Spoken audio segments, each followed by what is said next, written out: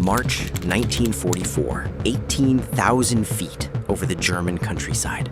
A man is falling through the freezing darkness at over 120 miles per hour, and he has no parachute. He didn't lose it. It didn't fail. He made a choice to jump from a burning bomber into the empty night with nothing to slow his fall, because the alternative was to burn alive inside his own gun turret. His name was Nicholas Alkemade. He was 21 years old, and in the next 30 seconds, he was about to do something that, by every law of physics, should have killed him instantly. When German soldiers found him hours later, alive, calmly smoking a cigarette, with nothing more than a twisted ankle, they were so certain he was lying that they accused him of being a spy, because nobody survives an 18,000-foot fall without a parachute. Nobody except him. This is the story of how he did it, and why his own enemy was forced to reopen the investigation, just to prove he was telling the truth. To understand how a man survives the impossible, we have to go back to the beginning of that night. Nicholas Alkemade was a tail gunner in the Royal Air Force. His position, the rear turret of an Avro Lancaster bomber, was one of the most dangerous jobs in the entire war. Crews had a grim nickname for it. They called it the coffin, isolated at the very back of the aircraft, freezing, cramped, and the first target for any enemy fighter attacking from behind. On the night of March 24th, Alkemade's squadron was returning from a bombing raid over Berlin. They had done their job. They were heading home. And then, out of the darkness, a German night fighter found them. Cannon fire ripped through the Lancaster. The bomber was hit again and again. Fire erupted along the fuselage. Within seconds, the entire rear of the aircraft was an inferno, and Alkemade was trapped inside it. Flames reached his turret. His clothing began to catch fire.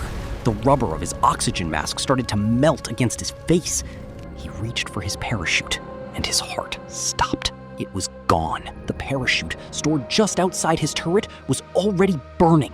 A useless ball of flame. There was no way to put it on. So now he faced a choice no human being should ever have to make. He could stay where he was and burn to death in agony.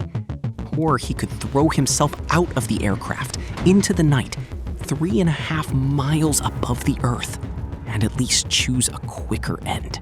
He later said the decision was strangely calm. He would rather die from the fall than burn.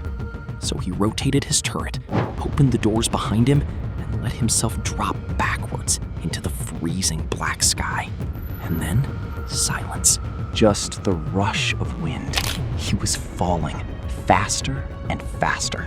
He remembered thinking about his family. He remembered a strange peace. And then he blacked out. What happened next is the part no one believed. Alkemade fell over 18,000 feet. With nothing to slow him down, he should have hit the ground at terminal velocity, roughly 120 miles per hour, a speed that is, without question, fatal. But fate had arranged something almost impossible.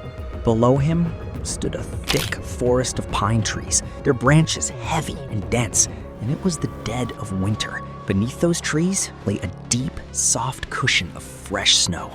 As he fell, his body crashed through the springy pine branches, each one stealing just a fraction of his deadly speed.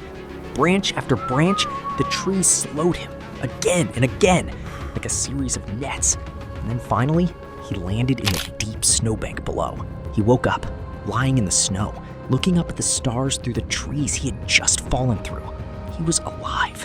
He moved his arms, his legs. He sat up. Apart from a sprained ankle, some burns, and a few splinters, he was completely unharmed. He pulled out a cigarette, lit it, and sat there in the snow, trying to comprehend that he had just fallen 3.5 miles and lived. He was soon captured by German forces, and when he told them his story, that he had fallen from 18,000 feet with no parachute, they laughed in his face. They were convinced he was a spy who had landed by parachute and hidden it. To them, his story was a physical impossibility, but Alkemade insisted, and so the Germans did something extraordinary. They decided to investigate. They examined the wreckage of his Lancaster and confirmed his parachute was still inside, burned and unused. They checked his harness. The clips had never been fastened to a chute. They found the marks where his body had smashed through the pine branches. Every single detail matched his story exactly. Finally convinced, the German officers were so impressed that they gave him a signed certificate, officially confirming that he had survived a fall from a stricken aircraft with no parachute.